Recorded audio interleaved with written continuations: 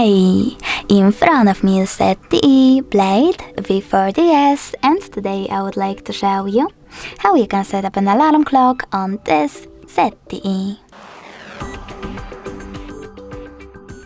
Begin by opening Clock app.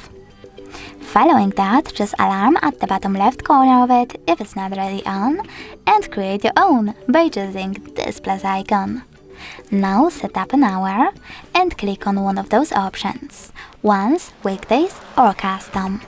I will go with custom, so now I can pick days of the week manually and save them by choosing save at the bottom right corner. Now click on snooze and pick how many minutes it will take and how many times it will repeat. You can also disable it or enable it by clicking on this sweater next to it. When you're ready, click on the back button.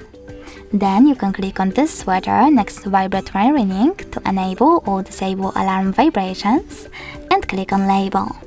Label your alarm however you want to if you want to, and tap on OK. Then choose alarm tone.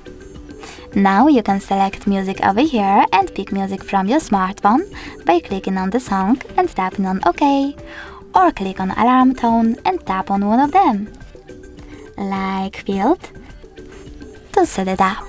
Then save your changes by tapping on OK as well.